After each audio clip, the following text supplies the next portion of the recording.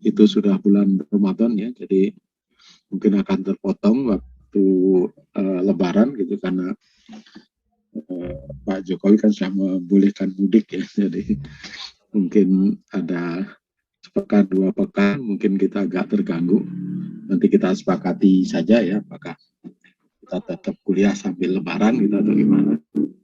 Kita sepakati yang jelas bahwa ini kita sudah setengah semester ya, mudah-mudahan sudah ada beberapa bayangan gitu, apa yang kemudian menjadi keinginan kita ya di mata kuliah kimia sekolah ini.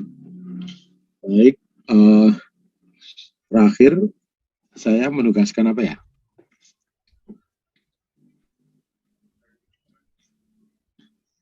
Naura, terakhir apa Bapak tugaskan?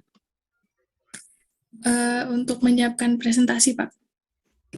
Oh, presentasi dari yang itu ya, yang membandingkan, membedakan ya, membandingkan perkembangan datum ya.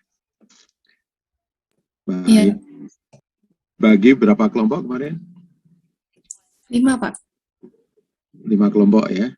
Oke, terus berarti Anda membuat dalam bentuk PowerPoint kan ya? Dalam lain. Canva juga boleh sih, nggak apa-apa. Sekarang kan kalau anak muda itu pakai Canva lebih bagus tuh daripada PowerPoint. Terus sudah dikumpulkan atau di email ke Bapak? Belum, Pak. Baru dibuat di Google Drive-nya, tapi di belum Google Drive ya. Semuanya. Iya, Pak. Google Drive yang kemarin juga, yang waktu itu pernah di-share ya? Iya, Pak, di folder tugas 5. Oke, baik. Baik, saya kira yang belum itu silahkan dimasukkan ke sana. Dan sekarang kita kasih kesempatan karena ini sudah masuk ke materi, kita sajikan secara berurut ya, secara runut, mulai dari yang Dalton gitu ya, kemudian setelah Dalton berarti Thomson, kemudian Rutherford, kemudian model Tumbur ya, kemudian mekanika kuantum ya. Baik, silakan yang kelompok yang menyajikan Dalton memulai duluan.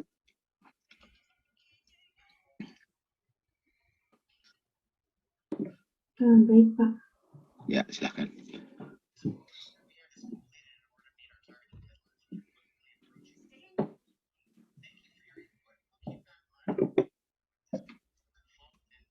Izin share screen, Pak.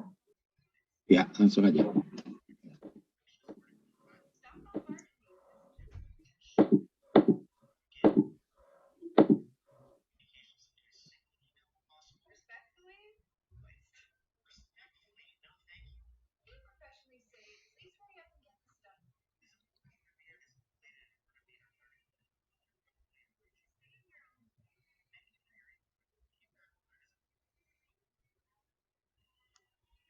Baik. Assalamualaikum warahmatullahi wabarakatuh.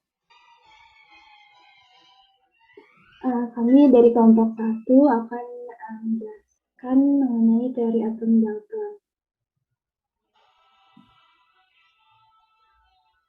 Anggota kelompok dari kelompok 1 ini ada saya, Nabila Novia, dengan NIM 20278, ada Wisma Petriani dengan NIM 2008826, kemudian ada Beatrice dengan NIM 2004653, lalu ada Rani Maharani dengan NIM 2007416.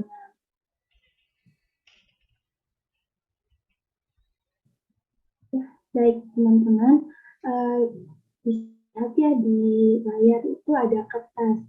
Nah, kan seperti yang kita tahu, kertas itu ada berbagai ukuran, ada yang besar, ada yang sedang, ada yang kecil.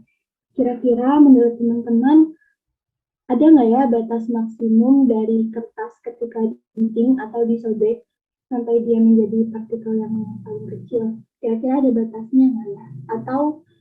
Atau kertas itu bisa dibagi atau disobek, digunting sampai hingga gitu.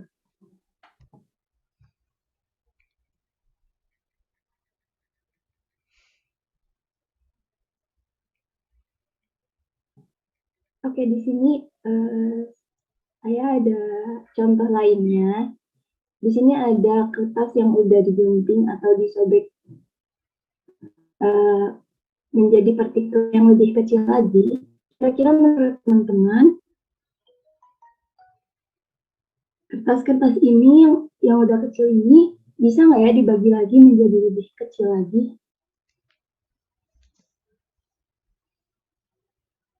Bisa.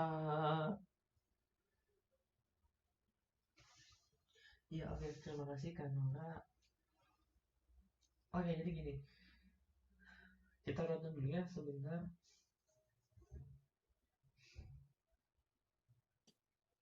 Ini yang lain itu bisa bertindak sebagai siswa ya, supaya interaktifnya ini muncul.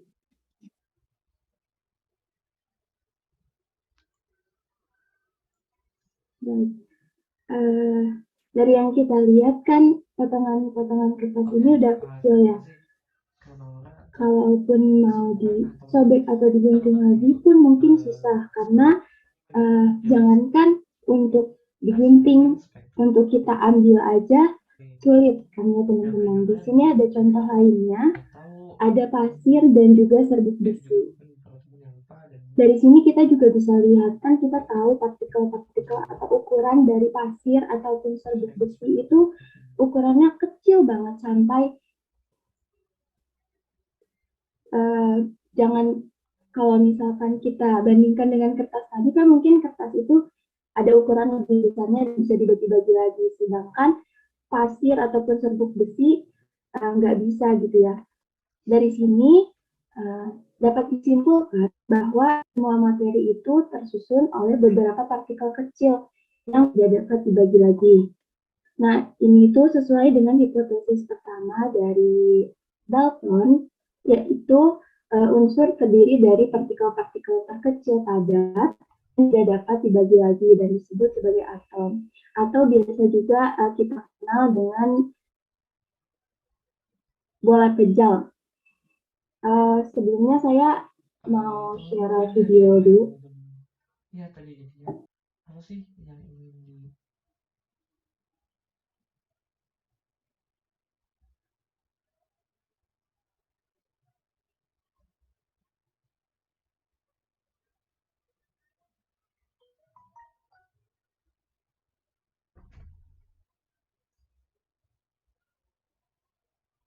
Oke, nah kalau dari apa yang tadi kita lihat teman-teman semuanya, berarti si bapak ini gitu ya, berarti si bapak ini dia mencoba untuk memberikan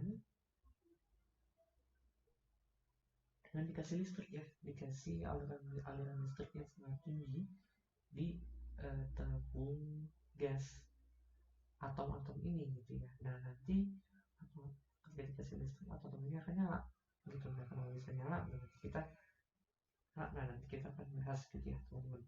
Oke, nah sebelumnya ini aku menunjukin ilustrasi pada kubus berikut. Jika bagian pojoknya diamati, sebenarnya tersusun oleh beberapa partikel kecil yang disebut sebagai atom.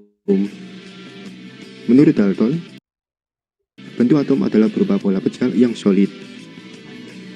Kawan-kawan, ini bisa kita lihat gitu ya. Jadi kan ya kalau misalnya atom hidrogen itu warnanya biru tua, biru muda dan juga merah. Kalau nggak begitu, nah ini tentunya tadi setelah di apa ya, dengan kertasnya tadi ya teman-teman, kertasnya berlapis hitam putih tadi gitu.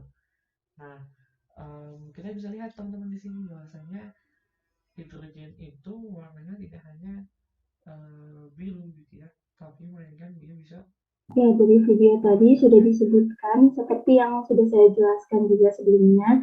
Menurut Dalton itu atau merupakan bola kejal atau partikel terkecil padat yang tidak dapat dibagi lagi.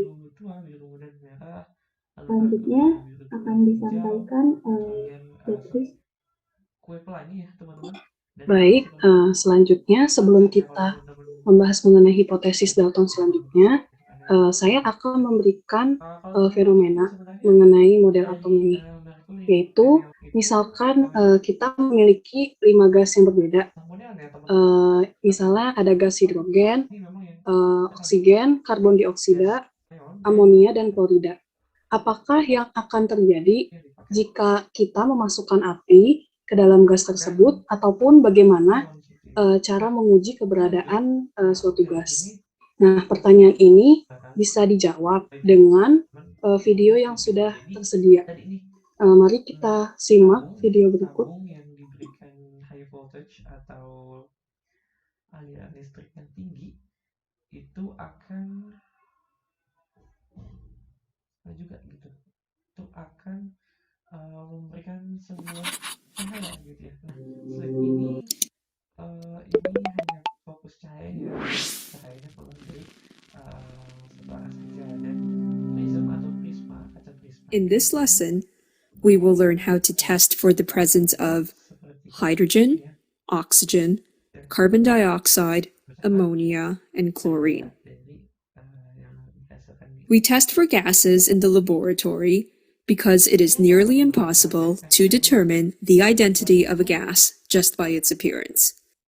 As an example, hydrogen, oxygen, and carbon dioxide are all colorless and odorless. How would we be able to determine which is which?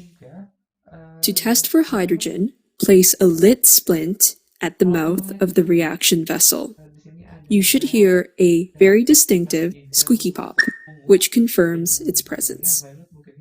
This is due to the combustion reaction of hydrogen in the presence of oxygen, creating water as the only product. To test for oxygen, place a glowing splint at the mouth of the reaction vessel. Keep in mind that the splint should be glowing, not lit. A glowing splint relights in the presence of oxygen. Why does hydrogen burn with a squeaky pop?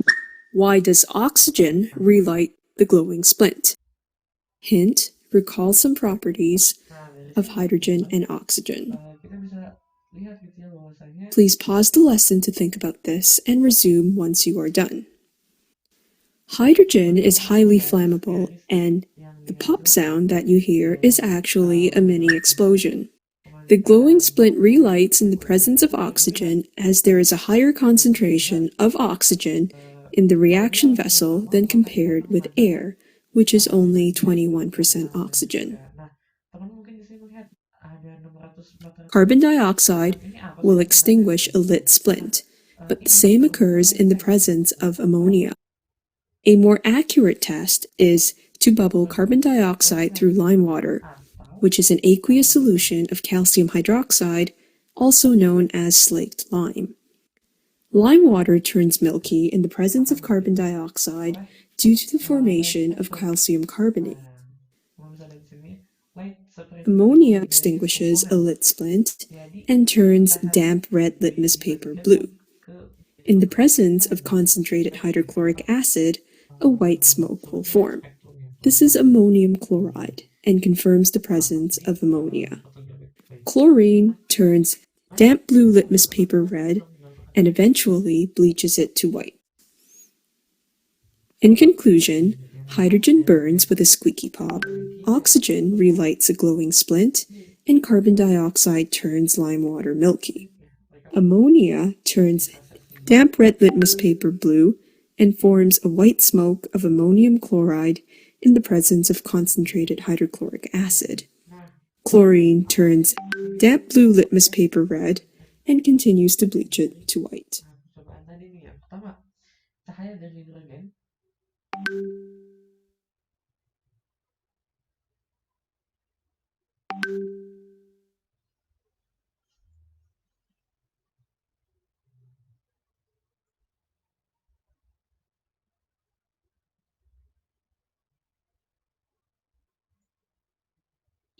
Baik, dari video tadi kita dapat mengetahui ya karakteristik dari gas-gas tersebut.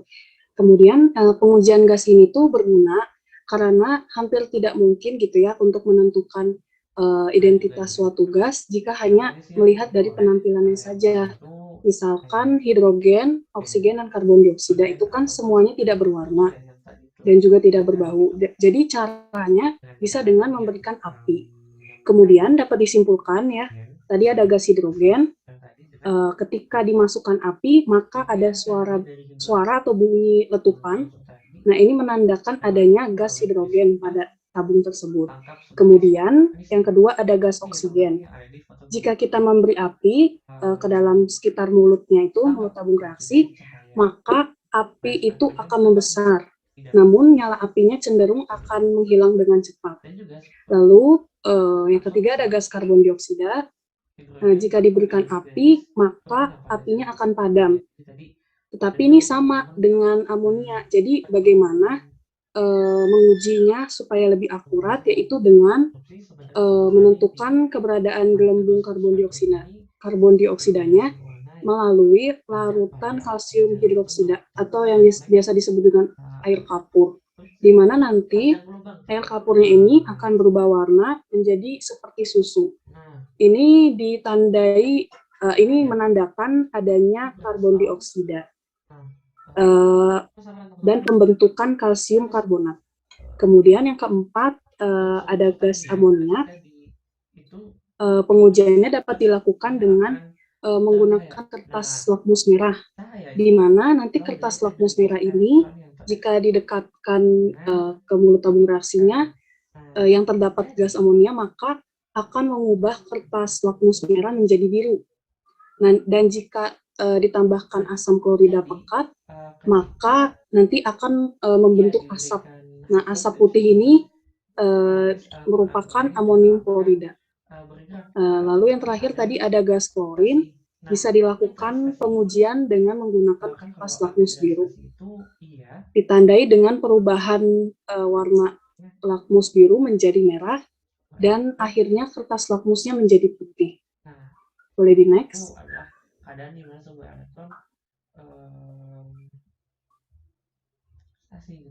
Selanjutnya, saya punya contoh lain selain daripada tadi yang gas, yaitu percobaan tentang reaktivitas logam dalam air, di mana yang akan dijelaskan pada video ini yaitu logam litium, natrium, dan kalium. Baik, silakan simak video berikut.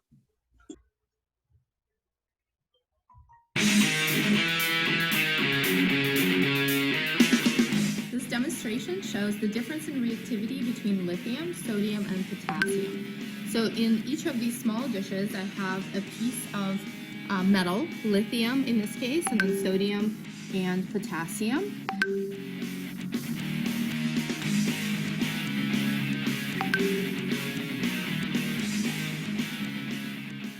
And then in these crystallizing dishes, we have water mixed with some phenolphthalein indicator that will show us a change in pH that occurs upon this reaction. So we're going to start with placing lithium metal in water and observing its reactivity. You can see it's bubbling and fizzing, and slowly the water begins to turn pink because of the change in pH.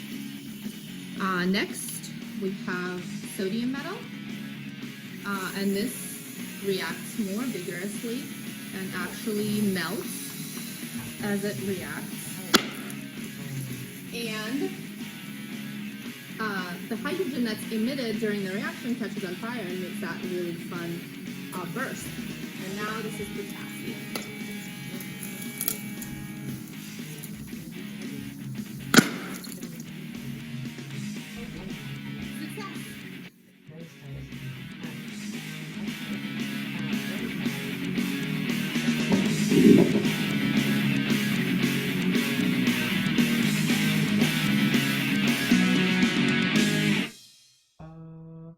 Setiap unsur itu punya beda-beda garis spektrum ya atas. Nah, baik. Selanjutnya di sini sudah disediakan bentuk logamnya dan kereaktifannya di dalam air. Sesuai dari video yang tadi. Yang pertama ada litium, di mana secara penampilannya logam ini merupakan logam yang lembut, kemudian berwarna keperakan, massa jenisnya paling rendah dari semua logam, kemudian bereaksi kuat dengan air.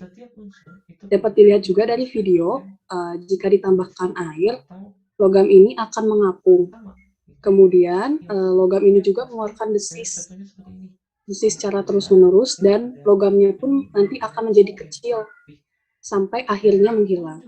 Lalu reaksi yang terjadi yaitu litium dalam keadaan solid ditambahkan air akan menghasilkan litium hidroksida dalam bentuk aki dan gas hidrogen. Next. Jadi tidak mungkin hidrogen dan merkuri mungkin bisa spektrumnya sama. Kenapa? Nah, tadi sudah di. Nah, ini ada logam natrium. Penampilan logam ini natrium ini merupakan logam yang lembut, kemudian berwarna putih keperakan, dan jika logam ini baru dipotong, nanti akan menghasilkan permukaan yang cerah dan mengkilat. Tetapi jika sudah lama gitu ya di udara bereaksi dengan oksigen, nanti warnanya akan menjadi abu-abu kusam. Kemudian yang dapat dilihat dari video tadi, jika ditambahkan air, natrium ini nanti akan meleleh membentuk bola yang bergerak di permukaannya sambil mengeluarkan desis yang cepat gitu. Nah, reaksi yang terjadi itu natrium dalam keadaan solid ditambahkan air menghasilkan natrium hidroksida dan gas hidrogen. Next. Dan yang terakhir ada logam kalium, di mana penampilan logam ini, kalium merupakan logam lunak, kemudian berwarna putih dengan kilau keperakan. Kalium juga memiliki titik leleh yang rendah dan merupakan penghantar panas dan listrik yang baik. Kemudian pada nyala api, kalium ini bisa berwarna lavender dan uapnya menghasilkan warna hijau. Dan hasil pengamatan dari video, ketika kalium ditambahkan air, logamnya akan meleleh dan mengapung. Kemudian logamnya bergerak sangat cepat di permukaan air, dan terkadang terdapat ledakan kecil di akhir reaksi. Nah, reaksi yang terjadi itu, kalium dalam keadaan solid ditambahkan air, menghasilkan kalium hidroksida dan gas hidrogen. Next. Nah, jadi dari contoh-contoh yang sudah diberi, dapat disimpulkan bahwa setiap unsur memiliki karakteristiknya masing-masing, sehingga setiap unsurnya dapat dibedakan berdasarkan sifat ataupun karakteristiknya. Hal ini sejalan dengan hipotesis kedua Dalton, yaitu semua atom dari unsur tertentu memiliki sifat identik yang berbeda dari unsur lainnya. Baik, sekian dari saya. Selanjutnya akan dijelaskan oleh teman saya. Dipersilahkan. Ya, terima kasih sebelumnya. Sebelumnya apakah suara saya terdengar? Terdengar. Ya. Baik. Untuk yang ketiga ini ada hipotesis dari teori atom Dalton ya, yaitu senyawa itu tersusun atas atom-atom lebih dari satu unsur. Dan dalam senyawa apapun itu, rasio jumlah atom dari setiap dua elemen yang ada adalah bilangan bulat atau pecahan sederhana. Boleh di next. Nah, sebelumnya saya ingin menceritakan tentang sejarahnya ya. Dalam sejarah atom ini, John Dalton dia meneliti lebih lanjut tentang hukum perbandingan tetap atau hukum Proust untuk unsur-unsur yang dapat membentuk lebih dari satu senyawa gitu. Jadi si Dalton ini dia mengamati adanya suatu keteraturan yang terkait dengan perbandingan massa unsur-unsur dalam suatu senyawa.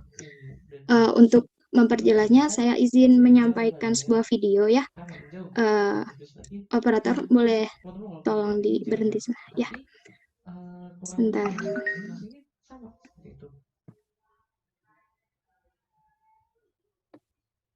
Sebelumnya apa? Oh ya, share screen dulu ya. Bentar. Nah, udah. Semua udah terlihat untuk videonya? Sudah. Oke. Kita lihat. Dalton membandingkan massa unsur sebelum reaksi yang memberikan Dalton membandingkan Dalton membandingkan massa unsur sebelum reaksi yang memiliki massa yang berbeda ketika massa unsur yang lain sama.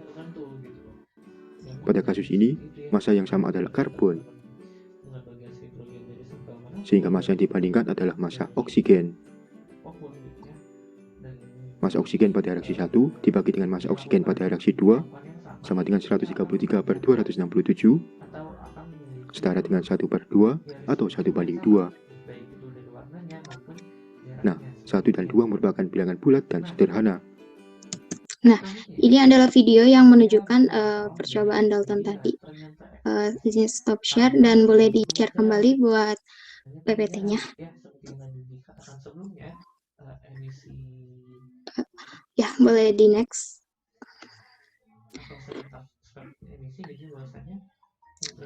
Nah, mungkin untuk memperjelasnya ada percobaan lagi. Kembali lagi slide-nya. Ke slide sebelumnya. Nah, iya.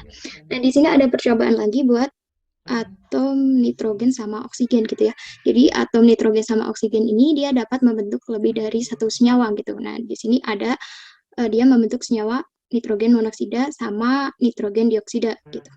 Nah, dalam pembentukannya ini massa yang dibuat sama gitu adalah oksigen dengan massanya 1 gram gitu.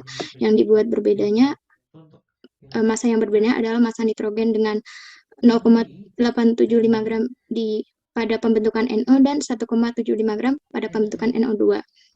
Nah, dalam hal ini berarti perbandingan massa yang dicari adalah perbandingan massa yang berbeda ya, yaitu massa nitrogen dalam NO sebesar 0,875 dibanding massa dari nitrogen dalam NO2 sebesar 1,75 dibandingkan, dan karena ini masih dalam bentuk desimal, jadi harus dibikin perbandingan berupa bilangan bulat sederhana menjadi 1/2. Boleh di next lagi. Nah, dalam percobaan itu tadi si Dalton ini dia merumuskan sebuah hukum gitu, hukum kelipatan berganda atau bisa disebut dengan hukum Dalton. Jadi bunyi hukum Dalton ini adalah jika dua unsur bergabung membentuk lebih dari satu senyawa dan jika massa salah satu unsur dibuat tetap, maka perbandingan massa unsur lainnya merupakan bilangan bulat dan sederhana. Mungkin teman-teman semua kalau ada yang kurang mengerti tentang kalimat ini, kita bisa identifikasi gitu mas satu-satu tentang kalimat ini. Jadi gini, ini kan jika dua unsur yang bergabung, tadi kan ada dua unsur itu. Misal dalam percobaan 2 kan tadi ada dua unsur ya, ada oksigen sama nitrogen gitu. Nah, dia bergabung nih, membentuk lebih dari satu unsur. Jadi tadi kan membentuknya dia nitrogen monoksida sama nitrogen dioksida gitu. Dan jika massa salah satu unsur dibuat tetap, jadi kan tadi massa yang dibuat tetap itu si massanya oksigen ya, 1 gram gitu. Berarti maka perbandingan massa unsur lainnya ini berarti kan nitrogen ya, karena yang massa tetapnya tadi oksigen gitu. Berarti perbandingan massa unsur lainnya merupakan bilangan bulat dan sederhana. Ya, tadi nitrogennya udah dibandingkan dan dia berupa bilangan bulat sederhana. Dan konsep Dalton ini dia sejalan dengan hipotesis yang sudah saya jelaskan di awal tadi. Sekian dari penjelasan dari saya kembalikan boleh dilanjut ke teman saya. Terima kasih. Untuk selanjutnya yaitu hipotesis yang keempat dari teori atom Dalton. Nah, untuk teori ini reaksi kimia yang terjadi melibatkan pemisahan kombinasi energi dibutuhkan oleh bilangan kuantum. Nah, kalau misalnya maaf suaranya hilang. Dari tes sebelumnya suara saya udah terdengar. Udah. Oke. Nah, untuk yang saat ini yaitu kita memasuki kepada hipotesis yang keempat mengenai teori atom dari Dalton. Nah, boleh langsung di next aja. Nah, isi dari hipotesis teori atom dari Dalton ini, yaitu cara lain untuk menyatakan hukum kekekalan massa, yaitu bahwa materi tidak dapat diciptakan ataupun dimusnahkan. Nah, karena materi tersusun dari atom yang tidak berubah selama reaksi kimia, maka massanya juga harus tetap. Nah, pandangan jenis Dalton ini tentang sifat materi adalah stimulus utama bagi kemajuan pesat kimia selama abad ke-19. Nah, boleh di next.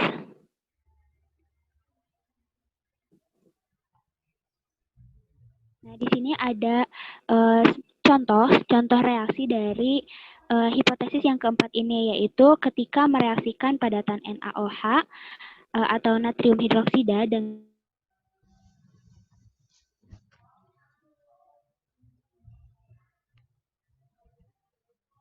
Nah, oke, sebelumnya suara saya terdengar? Sudah terdengar. Oke, di sini ada suatu percobaan dari gas butana, mungkin boleh dilihat terlebih dahulu.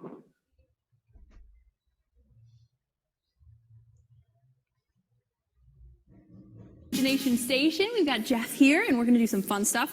What's on tap for today? Well, I thought today, it's a little hot outside, but we're going to talk about flammable vapors. Okay. Which are pretty cool, and I've got a couple.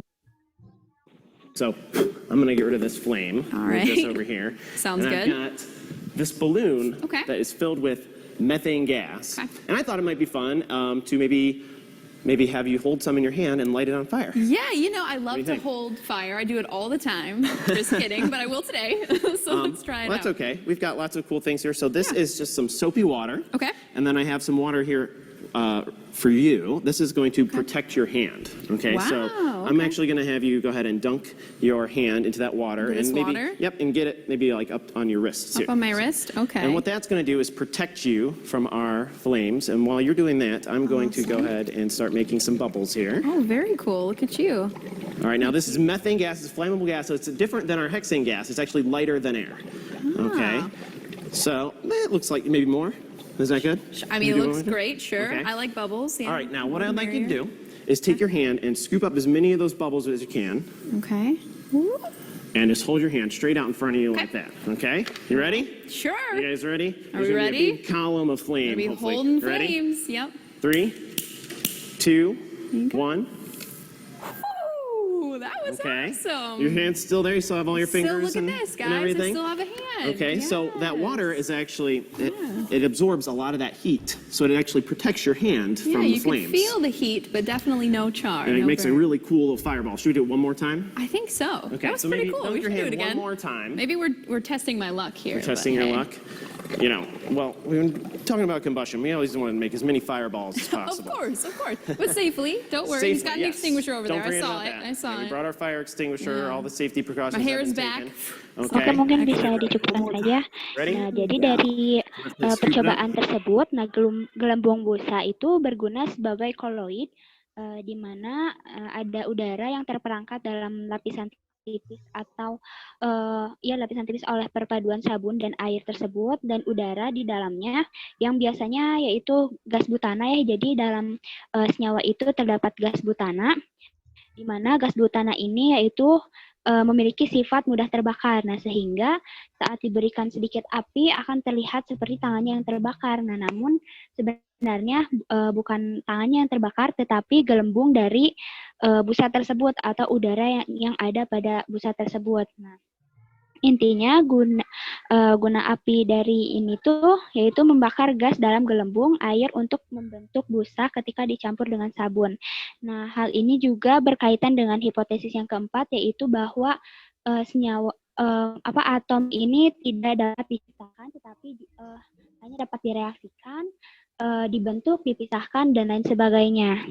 Nah, mungkin boleh di next. Nah, di sini ada contoh reaksi dari untuk mencontohkan hipotesis yang keempat ini. Nah, yaitu ketika mereaksikan padatan NaOH dengan HCl menghasilkan NaCl juga H2O. Nah, bisa kita lihat juga dari persamaan reaksi berikut, yaitu NaOH dalam fasa padat ditambah HCl dalam fasa liquid menghasilkan natrium klorida dan juga H2O. Nah, di sini juga dapat dilihat bahwa reaksi tersebut tidak ada yang berubah gitu ya. Jadi tidak ada diciptakan senyawa baru, tetapi hanya membentuk senyawa baru dan bereaksi satu sama lain gitu. Nah, di sini juga ada contoh reaksi lainnya, yaitu aluminium ditambah oksigen menghasilkan aluminium 2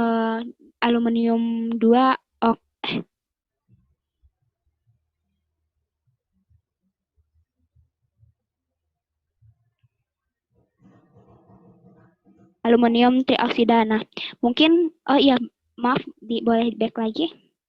Nah, di sini mungkin belum setara ya senyawanya. Apakah di sini ada yang mau mencoba untuk menyetarakan dari senyawa tersebut? Boleh. Tadi siapa yang bersuara?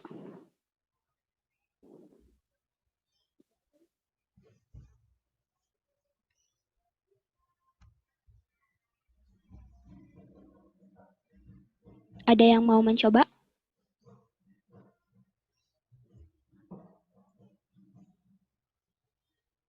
Boleh saya, Rani? Ya, boleh, silahkan disetarakan nih. Kira-kira bagaimana cara menyetarakannya? Mungkin kalau disetarakan yang di aluminium itu ditambah koefisiennya menjadi 4 gitu ya. Terus yang di oksigennya itu jadi 3O2. Terus yang di Al2O3-nya itu koefisien Al-nya itu jadi 2. Jadi 2Al2O3. Gitu mungkin. Iya, betul. Nah, jadi untuk penyetaraannya seperti itu ya. Mungkin boleh di next aja. Nah, di sini juga ada beberapa contoh dari hipotesis yang keempat. Boleh dilihat terlebih dahulu videonya, dimulai dari menit ke-2 lebih 8 detik. Dan lain sebagainya. Teori keempat, reaksi kimia merupakan penyusunan ulang atom-atom dalam zat bereaksi menjadi kombinasi yang berbeda. Atom tidak dapat diciptakan atau dihancurkan dalam suatu reaksi kimia. Sebagai ilustrasi, 2 molekul gas metana dan 4 molekul gas oksigen akan bereaksi membentuk 2 molekul gas karbon dioksida dan 4 molekul uap air. Akan tetapi, jika di sana terdapat 8 molekul gas metana, maka akan terdapat sisa 6 molekul gas metana yang tidak bereaksi.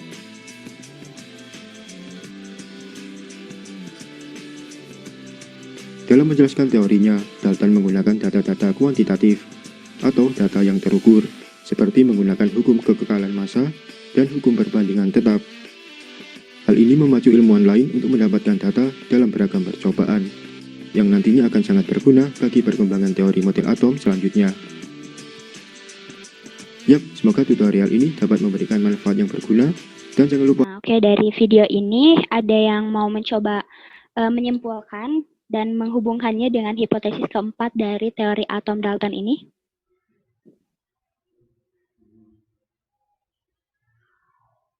Ada yang mau mencoba?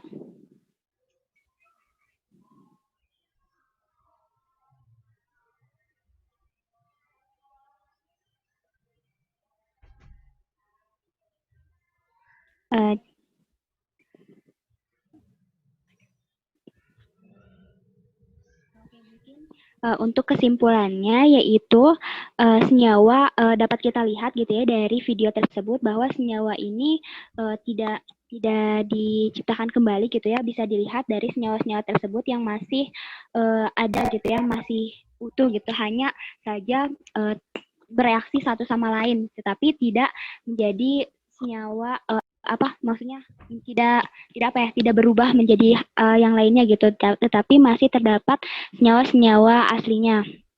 Namun mungkin karena bereaksi maka terciptalah membentuk senyawa baru seperti itu. Jadi untuk kesimpulannya, hipotesis yang keempat ini menurut teori Dalton, yaitu senyawa hanya dapat direaksikan dipisahkan dan sebagainya, tetapi tidak dapat diciptakan atau diciptakan cara senyawa baru gitu. Maksudnya senyawa yang benar-benar murni gitu. Seperti itu. Mungkin sekian dari kelompok kami. Mohon maaf apabila ada kesalahan. Apabila ada yang ingin didiskusikan, saya persilahkan.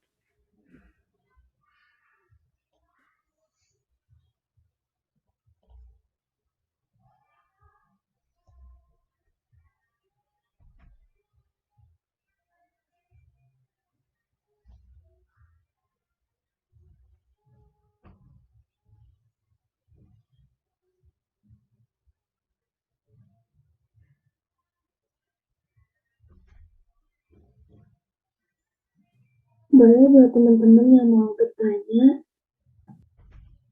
dipersilahkan.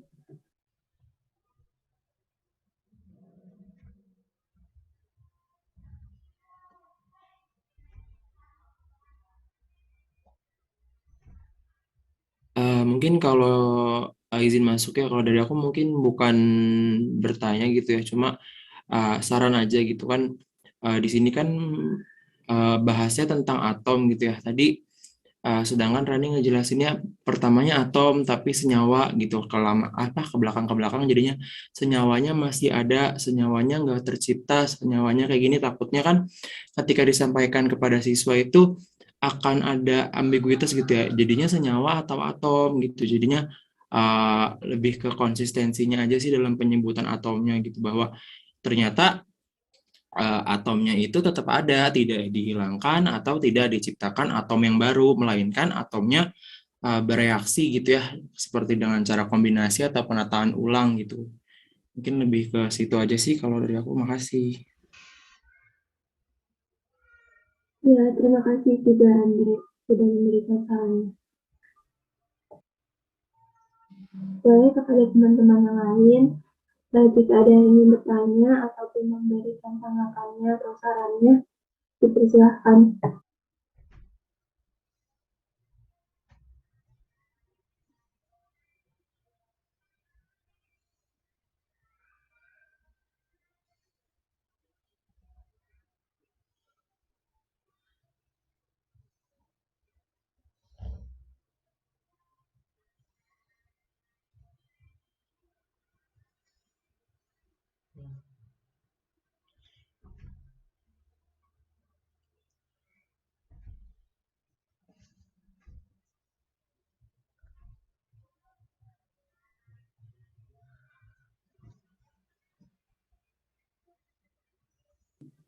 Jika tidak ada tanggapan dari teman-teman, barangkali ada komentar dari Pak Wiki.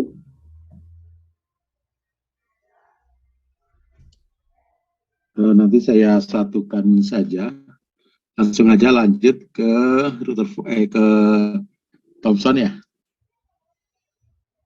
Iya Bapak. Nanti ya langsung lanjut ke Thomson, nanti komentarnya saya satukan aja yang dari saya.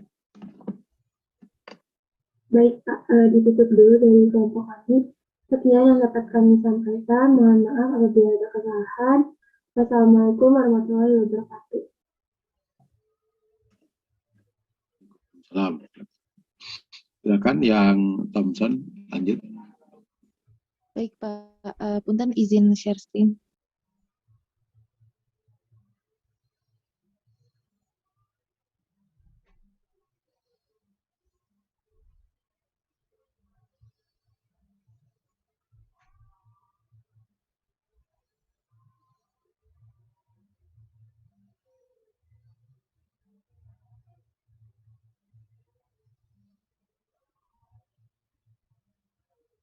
Baik.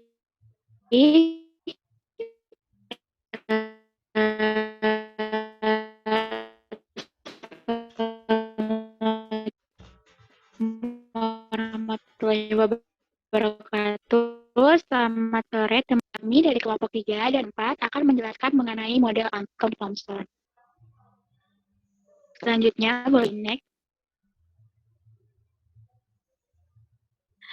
Kelompok kami beranggotakan saya sendiri, Dea Fauzia Darmawanti dengan NIM 2004300. Kemudian ada Diva Dwi Ardeliana dengan NIM 2004049. Kemudian ada Rara Jatianggraini dengan NIM 2006164. Dan yang terakhir ada Widya Rosita dengan NIM 2008392. Boleh di next?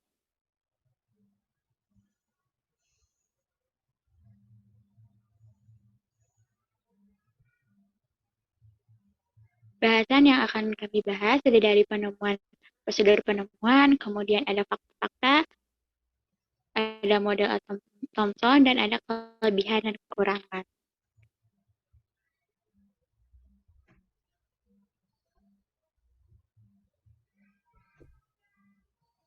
Nah, yang pertama ini ada percobaan model Thomson. Boleh di next?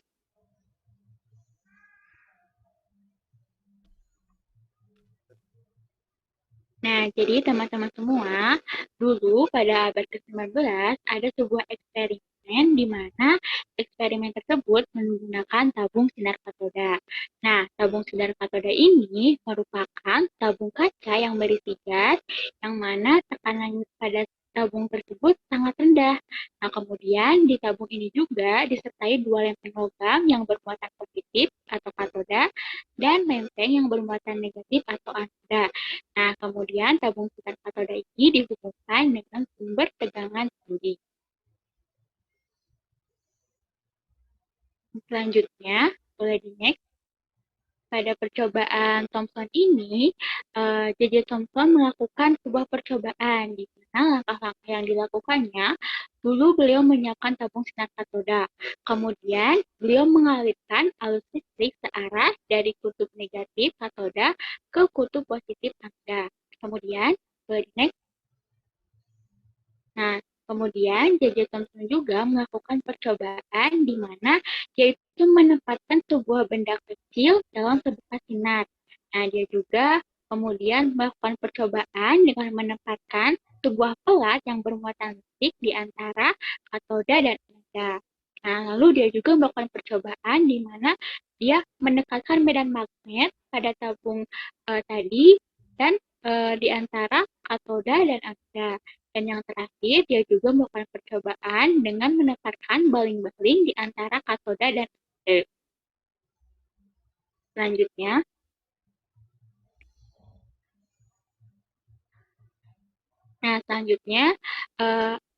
ada percobaan tetes minyak milikan. Nah, pada percobaan ini disiapkan sebuah set alat percobaan tetes milikan. Nah, pada percobaan ini milikan menyemprotkan tetesan minyak pada tabung. Nah, kemudian tetesan minyak sedikit demi sedikit itu masuk ke dalam plat logam yang bermuatan positif atau anode. Nah, tetesan minyak ini kemudian ada yang masuk ke dalam medan listrik di antara katode dan anode.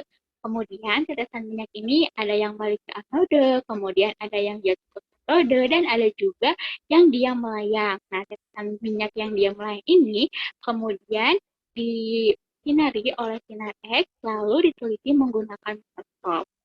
Selanjutnya boleh dijelaskan oleh teman-teman. Oke, sebelumnya mungkin di sini ada video tentang percobaan Thomson dan Milikan.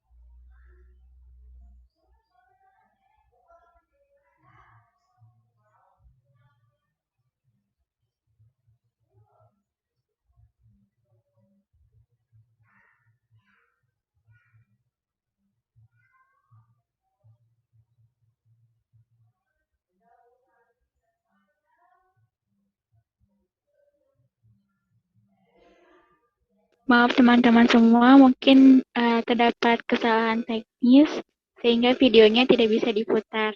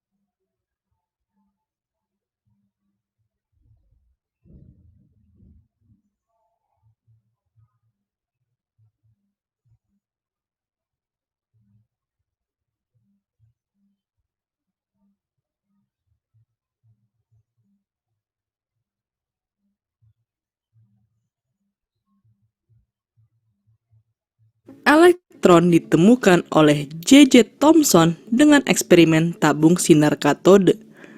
Pada eksperimen ini, Thomson menggunakan voltase tinggi dan sinar dipancarkan dari katode menuju anode. Selanjutnya, sinar ini dilewatkan pada daerah bermedan listrik dan bermedan magnet yang saling tegak lurus. Akibatnya, sinar ini mengalami gaya listrik yaitu F sama dengan muatan elektron E kali medan listrik E besar.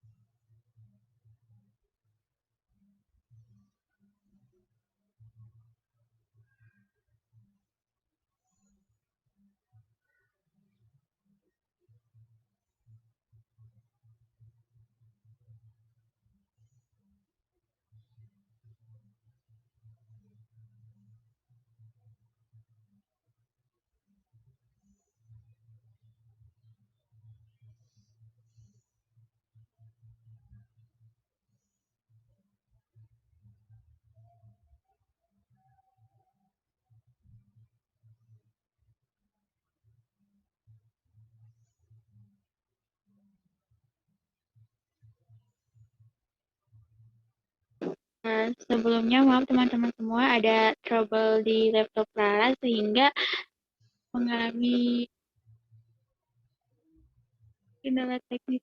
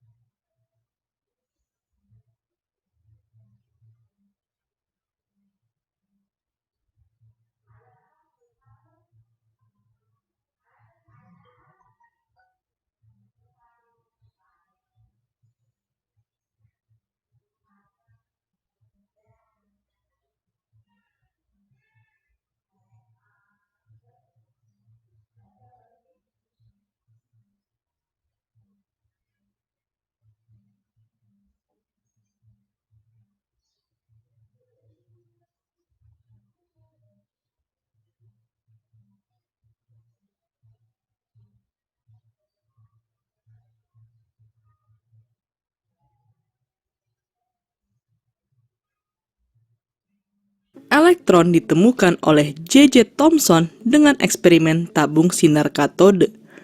Pada eksperimen ini, Thomson menggunakan voltase tinggi dan sinar dipancarkan dari katode menuju anode.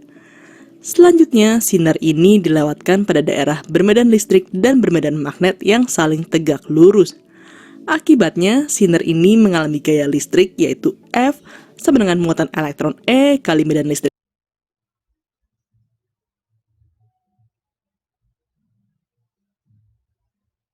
lurus dengan kecepatan V sama dengan E per B.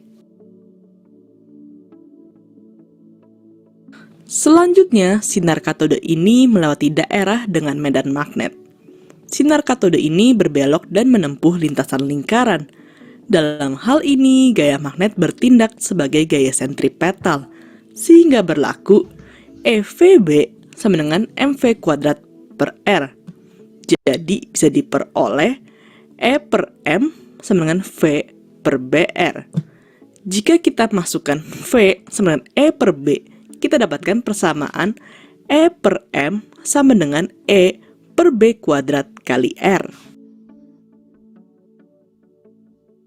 Karena besaran E, B, dan R bisa di per M sama dengan 1,76 kali. Melihat nilai ini, Thomson yakin bahwa elektron memiliki massa yang lebih kecil daripada atom.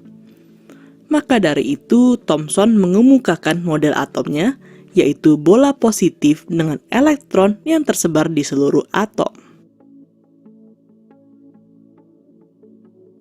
Eksperimen mengenai elektron berikutnya adalah percobaan tetes minyak milikan. Milikan menyemprotkan tetes minyak melalui lubang kecil pada anode, sehingga tetes minyak ini masuk ke medan listrik di antara katode dan anode. Tetes-tetes minyak ini ada yang jatuh ke katode, balik ke anode, dan ada juga yang diam. Pada tetes minyak yang diam ini berlaku persamaan QE sama dengan M kali G. Melalui eksperimen ini, milikan menemukan muatan elektron adalah minus 1,6 kali 10 pangkat minus 19 kolom. Karena Thomson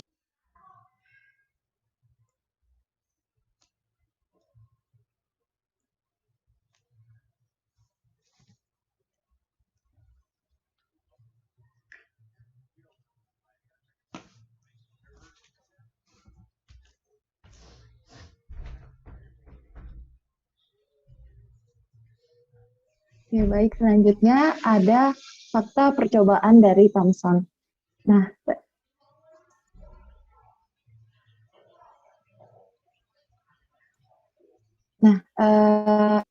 setelah tadi kita mendengarkan videonya, ternyata terlihat bahwa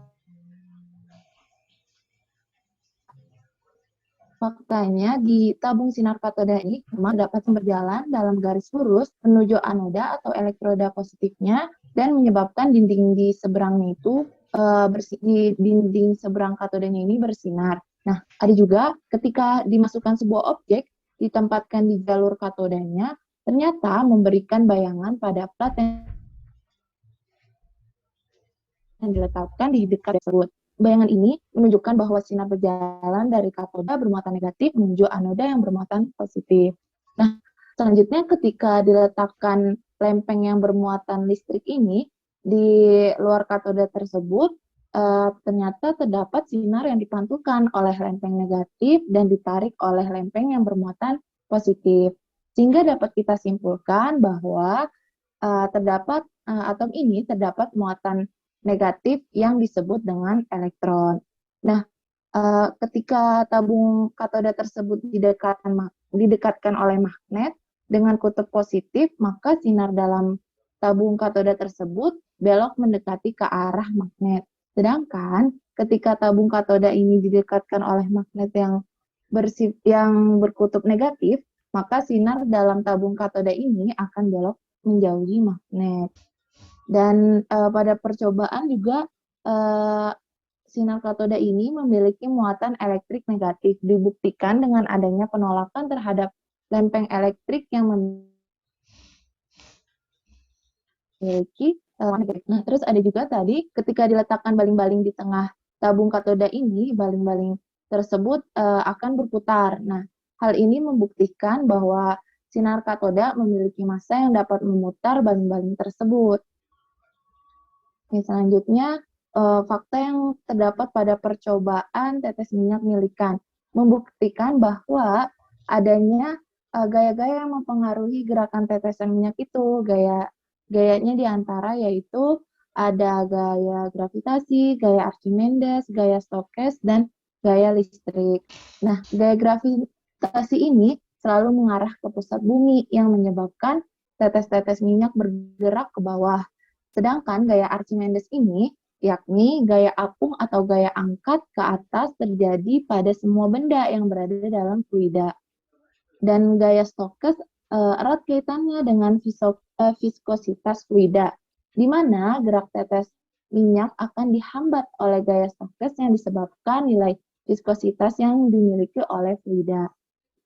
Dan gaya gesek antar permukaan benda yang bergerak dengan fluida akan sebanding dengan kecepatan relatif gerak benda ini terhadap fluidanya. Nah, hambatan gerak di dalam fluida tersebut disebabkan oleh gaya gesek antar bagian fluida yang melekat pada permukaan benda dengan bagian fluida yang di sebelahnya dengan koefisien viskositas fluida. Nah, ternyata pada keadaan pertama ini prosesnya tetes minyak bergerak dengan kecepatan konstan karena gaya yaitu udara dengan tetes minyak yang telah disemprotkan ke dalam ruang antar kedua plak tersebut. Maka tetesan minyak ini yang awalnya jatuh akan mengalami percepatan namun menjadi konstan karena pengaruh gaya Stokes dari udara. Nah, pada keadaan kedua, tetes minyak dapat bergerak ke atas medan listrik. Hal ini dapat terjadi karena tetes minyak berada dalam medan listrik yang terdapat di antara dua kapasitor yang diberi tegangan dan telah terionisasi saat terjadinya gesekan dengan fluida dan sinar X.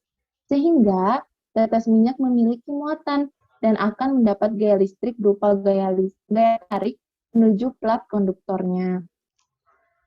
Jika tetes minyak yang dipilih bergerak ke arah jika tetes minyaknya ini bergerak ke arah atas dan plat bagian atasnya ini bermuatan positif, maka terjadinya nih gaya tarik pada tetes minyak yang menunjukkan bahwa tetes minyak tersebut bermuatan negatif. Begitu juga sebaliknya.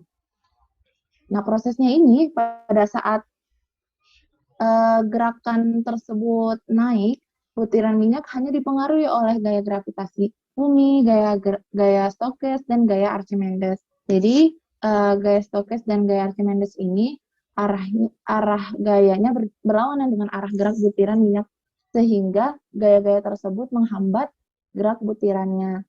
Sedangkan saat gerakannya turun, butiran minyak dipengaruhi oleh gaya listrik dan gaya yang sebelumnya, yaitu ada gaya gravitasi, gaya Stokes, dan gaya Archimedes. Nah, gaya listrik ini arahnya ke atas, searah dengan gaya Archimedes, tetapi berlawanan dengan gaya Stokes dan gaya gravitasi. Sehingga resultan gaya yang dialami butiran minyak tersebut menyebabkan gerak butiran ke bawah membutuhkan waktu yang lebih cepat. Nah, karena adanya gerakan yang lebih cepat, ini dipengaruhi oleh gaya luar yang terjadi pada butiran minyak, yaitu gaya listrik sangat besar sehingga menyebabkan gerak turunnya butiran lebih cepat. Nah, gaya listrik yang dialami butiran minyak ini menunjukkan bahwa butiran minyak memiliki muatan. Selanjutnya akan dijelaskan oleh rekan saya. Dipersilakan. Oke, setelah kita mengetahui fakta-fakta dan prosedur dalam penemuan atom Thomson, sekarang apa sih model atom Thomson itu? Next.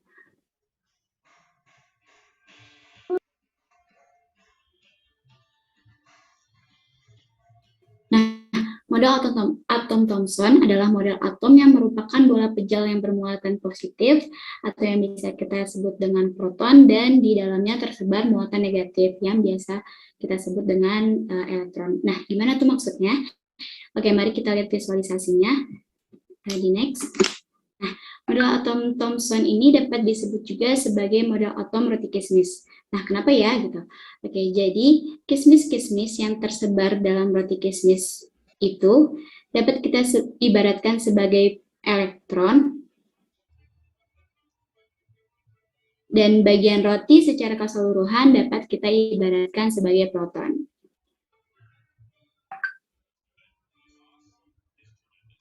Oke, nah model atom ini terus berkembang seiring dengan adanya penemuan-penemuan para ilmuwan tentang atom. Dengan demikian, setiap atom memiliki kelebihan dan kekurangannya tersendiri. Nah, untuk kelebihan dan kekurangan mengenai atom Thomson akan disampaikan oleh rekan saya. Kepada Widya, dipersilakan. Nah, jadi di dalam model atom Thomson ini memiliki beberapa kekurangan dan kelebihannya. Boleh next? Yang pertama ini ada kelebihan. Nah, model atom Thomson ini memiliki kelebihan karena dapat membantah teori dari atom Dalton bahwa atom itu adalah partikel kecil penyusun suatu unsur. Hal ini dibuktikan dengan adanya elektron. Oleh karena itu, atom Thomson ini bisa membantah teori Dalton. Selain itu juga, model atom Thomson ini menerangkan bahwa atom ini tersusun dari bagian yang bermuatan positif dan negatif yang tadi dijelaskan oleh teman saya. Nah, selanjutnya ini ada kekurangan dari model atom Thomson, di mana teori atom Thomson ini tidak bisa nih menjelaskan bagaimana sih susunan dari muatan positif dan jumlah elektron dalam atomnya berapa sih gitu. Jadi atom Thomson ini tidak bisa nih menjelaskan bagaimana susunannya dan jumlah elektronnya. Kemudian kekurangan satu laginya adalah teori atom Thomson ini tidak dapat nih menjelaskan mengenai inti atom. Nah, mungkin sekian dari kelompok kami mengenai model atom Thomson. Apakah dari teman-teman ada yang ingin bertanya atau ditambahkan? Boleh.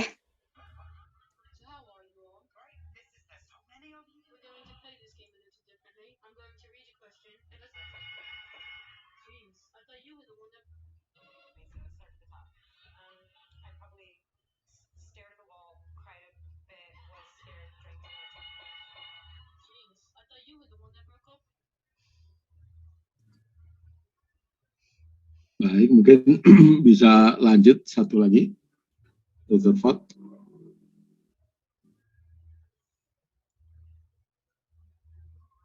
Baik Bapak, sekian untuk kelompok.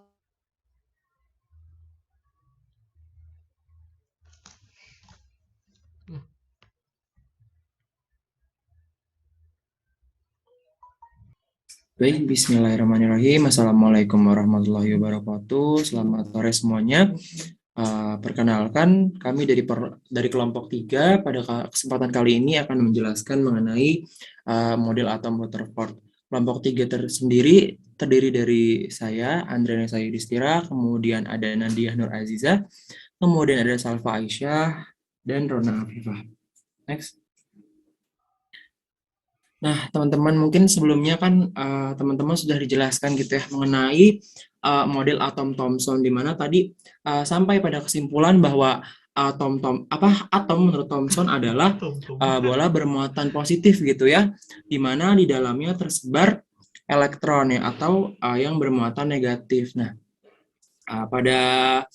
di sini ada percobaan gitu ya untuk membuktikan gitu ya apakah teori Thomson gitu ya mengenai atom benar gitu. Makanya di sini Rutherford melakukan sebuah percobaan di mana disebutnya percobaan penghamburan partikel alfa terhadap lempeng tipis emas. Nah, perlu diingat coba ya tadi kalau dari kesimpulan atom Rutherford bahwa atom adalah bola positif gitu ya, di mana di dalamnya terdapat elektron. di sini sebuah lempeng tipis emas gitu ya ditembak gitu ya atau dibombardir gitu ya oleh partikel sinar alfa, di mana sinar alfa ini diketahui bermuatan positif dan pada saat itu dianggap bahwa partikel alfa itu lebih padat gitu ya dibandingkan dengan atom pada emas. Coba teman-teman bayangkan gitu ya, atom yang luarnya itu bermuatan positif ditabrakkan dengan partikel juga yang bermuatan positif namun lebih padat. Kira-kira apa nih yang bakal terjadi? Boleh gitu ya dipikirin apa yang terjadi ketika sama-sama positif gitu ya, tapi beda gitu kepadatannya. Yang emas itu kurang yang partikel alfa yang ditembakkan itu lebih tebal, lebih padat gitu. Kira-kira apa yang bakal terjadi? Oke, mungkin karena ya belum bisa ngebayangin gitu ya, ketika partikel alfa yang lebih padat ditembakkan gitu ya ke atom atom emas gitu ya, pasti maksudnya hipotesisnya gitu ya, hipotesis kita adalah akan terjadi sedikit pembelokan gitu ya dengan sudut yang kecil gitu. Nah, apakah itu benar gitu ya dari percobaan ini? Teman-teman bisa lihat gitu ya, perhatikan gitu, apakah benar akan diteruskan gitu ya, berarti lurus gitu ya dengan sedikit pembelokan, apakah benar gitu. Nah, ini gitu ya disebutnya percobaan penghamburan partikel alfa terhadap lempeng tipis emas. Nah, untuk hasil dari percobaan ini mungkin selanjutnya akan dijelaskan oleh rekan saya Nadia. Pada Nadia dipersilakan.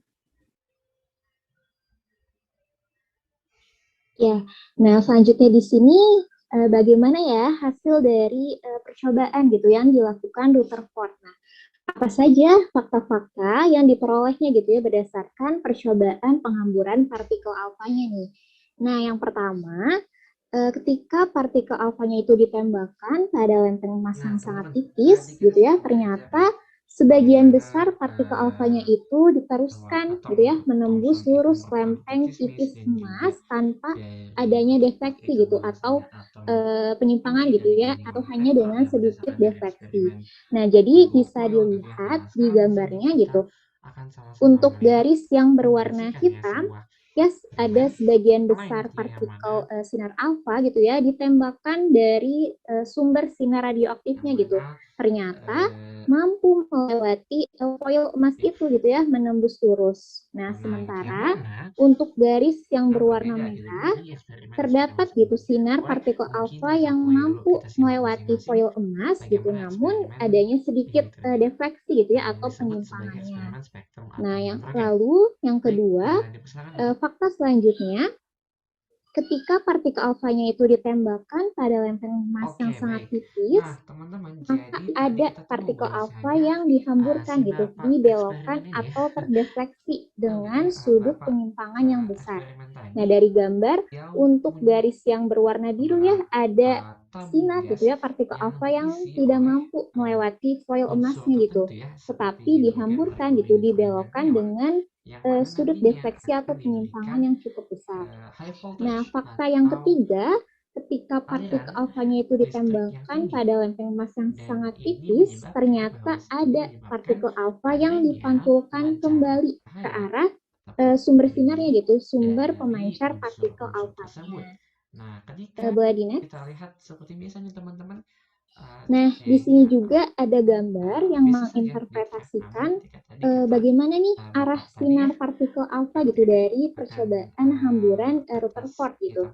Nah, di gambar sini digambarkan ya terdapat atom dalam foil emas gitu, di mana terdapat inti di dalam atom foil emas tersebut itu yang digambarkan dengan bulatan kuning gitu ya, dari di tengah-tengah antara bulatan lingkaran itu. Nah, berdasarkan ilustrasi ini gitu ya, atom itu digambarkan sebagian besar terdiri dari ruang terbuka gitu. Nah, dari ilustrasi ini sebagian besar partikel alfa yang bermuatan positif itu yang digambarkan dengan panah hitam garis ya, garis lurus yang memanjang itu ternyata melewati gitu ruang terbuka itu, melewati foil emas itu gitu ya, tanpa adanya pembelokan gitu, tidak mendekati inti ke inti foil emas itu gitu ya. tidak mendekati yang bulatan kuning itu gitu. Nah, kemudian untuk panah garis merah ya menunjukkan bahwa terdapat beberapa partikel alfa yang melewati foil emas gitu dengan jarak yang cukup dekat dengan inti gitu ya. Karena apa gitu? Karena ditolak gitu ya adanya tolakan oleh gaya elektrostatik gitu ya. Oleh karena itu partikel alfanya itu dibelokkan gitu, dihamburkan, tidak menembus lurus. Nah, lalu untuk garis panah biru yang membelok gitu ya. Nah, menunjukkan bahwa ada nih partikel alfa yang dihamburkan gitu, dibelokkan dengan defleksi atau sudut pembelokan yang cukup besar gitu. Dan untuk garis panah biru yang mengarah ke arah sumber sinarnya, sumber radioaktif di sebelah kirinya, menunjukkan gitu bahwa terdapat partikel alfa yang dipantulkan kembali ke arah sumber sinarnya.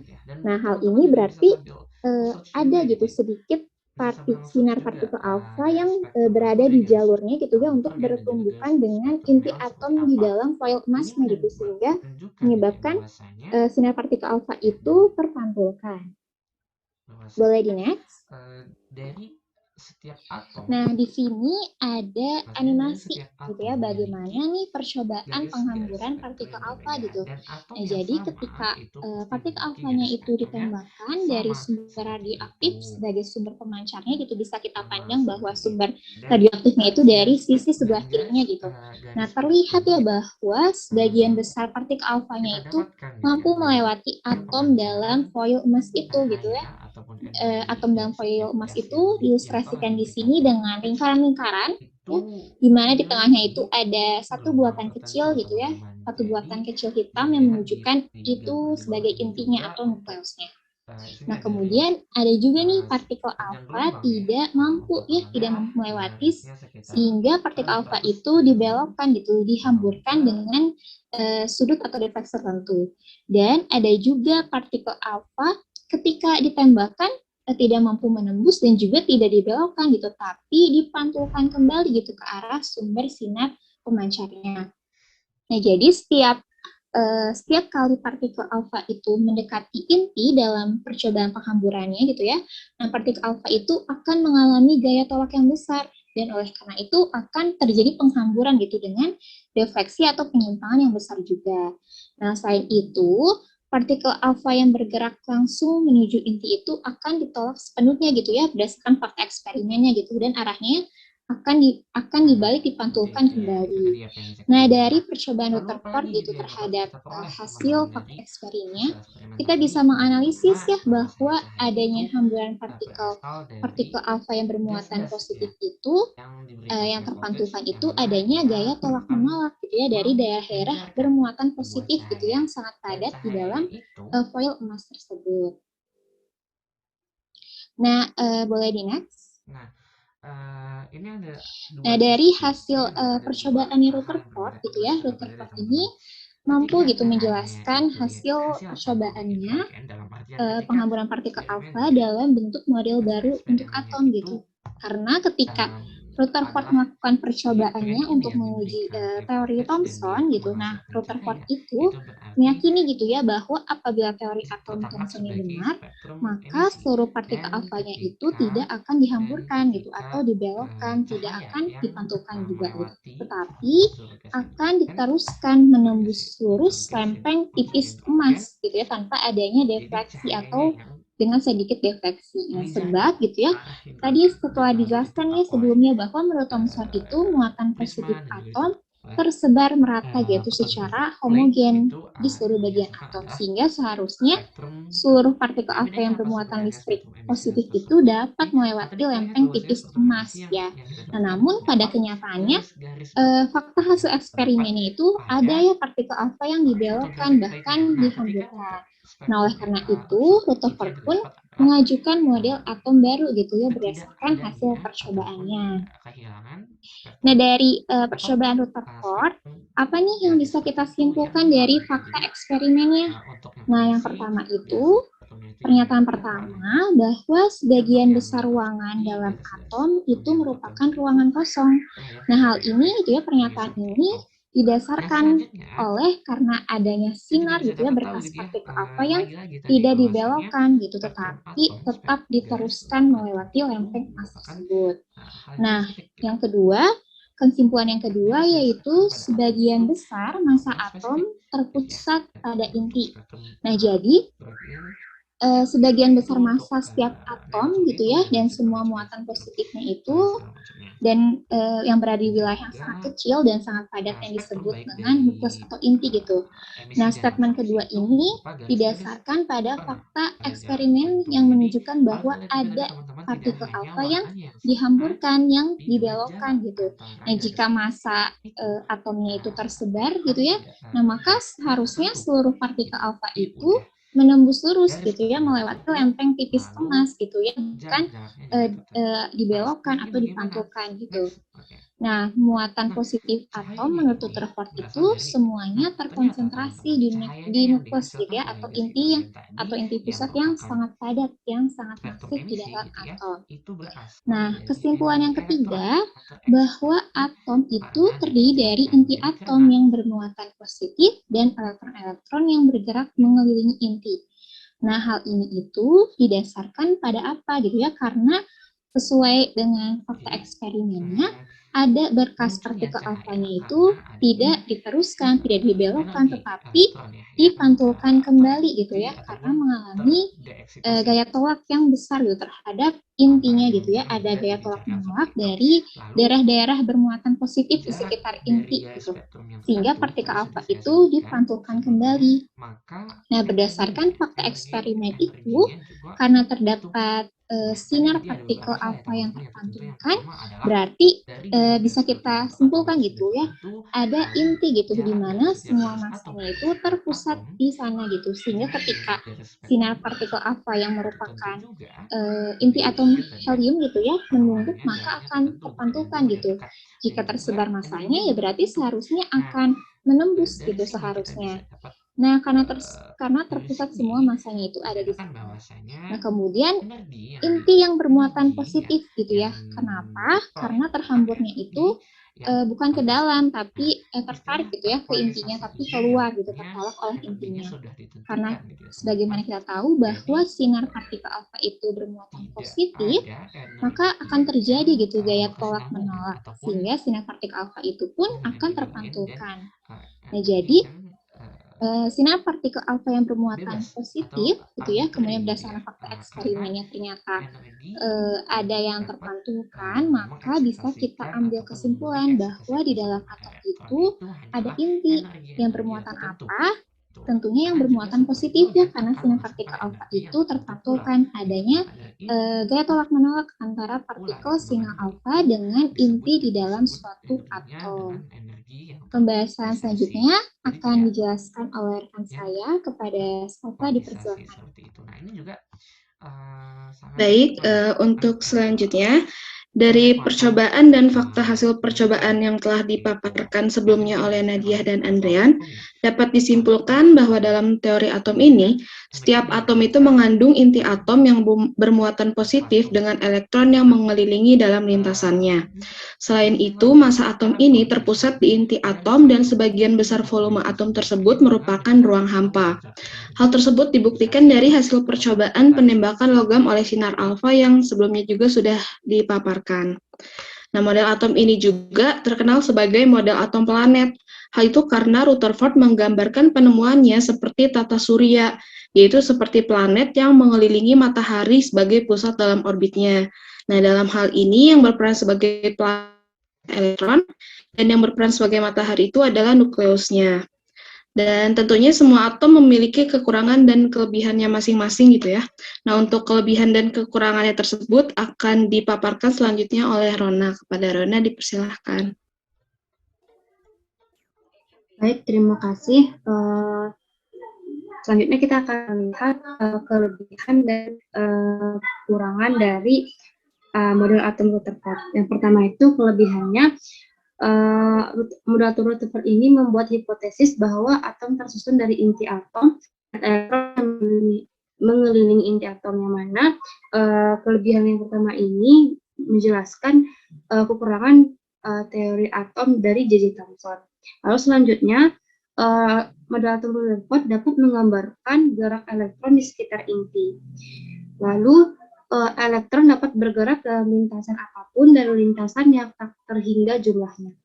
Dan yang terakhir, kelebihan dari model atom Rutherford yaitu jari-jari inti atom dan jari-jari atom sudah dapat ditemukan. Selanjutnya ada kelemahan dari model atom Rutherford. Yang pertama itu, tidak dapat menjelaskan mengapa elektron tidak jatuh ke dalam inti atom. Nah, hal ini didasarkan karena elektron yang mengelilingi inti akan memancarkan energi berupa gelombang elektromagnetik sehingga lintasannya merupakan bentuk spiral yang mendekati intinya dan akhirnya akan jatuh pada intinya. Lalu selanjutnya, tidak sesuai dengan hukum mekanika klasik. Nah, di sini mekanika klasik itu menyatakan bahwa partikel bermuatan yang bergerak akan mengalami perlambatan pada sepanjang lintasan geraknya karena terjadi pemancaran energi dalam bentuk radiasi. Fenomena perlambatan ini akan secara bertahap mengurangi energi kinetik elektron dalam mengelilingi inti atom sehingga suatu saat energi kinetik akan sama dengan nol dan elektron akan tertarik ke dalam inti. Nah, kelemahan yang ketiga adalah tidak dapat menjelaskan mengapa spektrum atom merupakan spektrum garis dan bukan spektrum kontinu.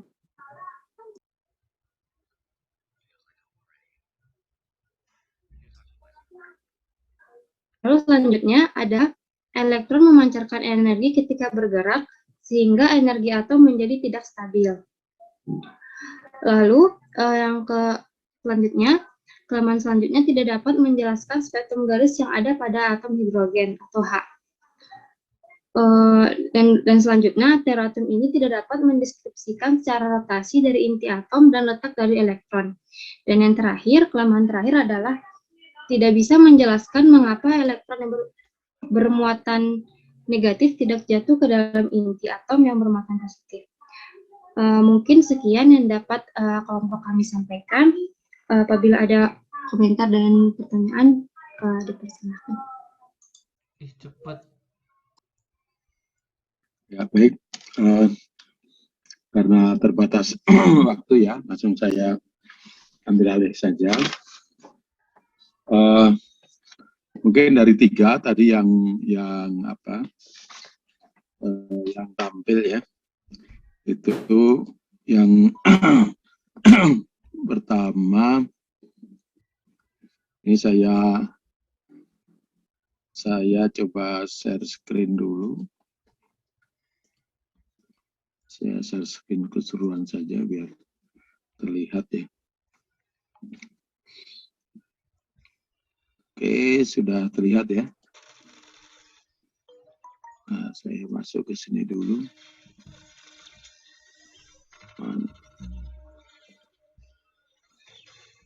Nah, ini di tugas.